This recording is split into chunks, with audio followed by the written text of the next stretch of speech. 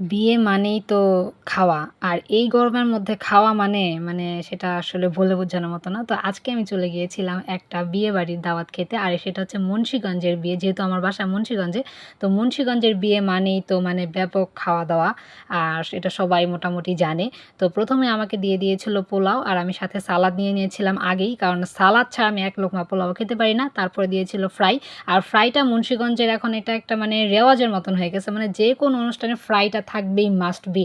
তারপরে দিয়ে দিয়েছিল আমাকে রোস্ট। তবে আমি মানে রোস্ট আর ফ্রাই একসাথে খেতে পারি না। তাই ফ্রাইটা আমি আমার শাশুড়িকে দিয়ে দিয়েছি। আর আমি রোস্টটা দিয়ে এরকম করে খাচ্ছিলাম। আর রোস্টটা মানে খাবারটা অনেক বেশি মজা হয়েছিল। আর এখন আমি খাচ্ছি গরুর মাংস দিয়ে পোলাও। মাশাআল্লাহ মাংসটাও অনেক বেশি মজা হইছে। আর এরকম তেল মানে মাংস আমার কাছে অনেক বেশি পছন্দ। এইভাবে একটু ছিঁড়ে সাথে পোলাও দিয়ে সাথে একটু শসা নিয়ে মানে মুখে দিলে উফ! সেই টেস্ট। আমার কাছে তো মানে আমি ভয়েস দিচ্ছি এখনই আমার মানে জিভে পানি এসে পড়তেছে এরকম একটা অবস্থা।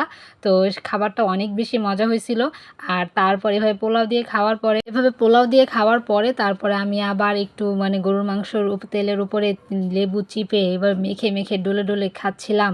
মানে এত বেশি টেস্ট লাগতেছিল। এভাবে যারা খাওনি তারা খেয়ে দেখবা। আর মুন্সিগঞ্জের বিয়ে মানে শেষ পাতে হচ্ছে যে দই। দই ছাড়া তো মুন্সিগঞ্জের বিয়ে অসম্পূর্ণ। আমাকে দই দিয়ে দিল আর আমি শেষে দই দিয়ে পোলাও দিয়ে একটু খেলাম। মানে দই পোলাওয়ের কম্বিনেশনটা জাস্ট ওয়াও! মাশাআল্লাহ! এভাবে যারা খাওনি তারা খেয়ে দেখবা অনেক বেশি মজা লাগে। আমি একটু দই রেখে আরেকটু দই দিয়ে পোলাও দিয়ে খাচ্ছিলাম। খাওয়া-দাওয়া শেষ করে আবার একটু দই বাড়িতে ছিল সেটাও একটু খেলাম। দইটা একটু টক ছিল তারপরও জাস্ট ভালোই লাগছিল। কিন্তু গরমে অবস্থা একদম খারাপ হয়ে গেছিল। আজকে এই পর্যন্তই। সবাই ভালো থাকবা।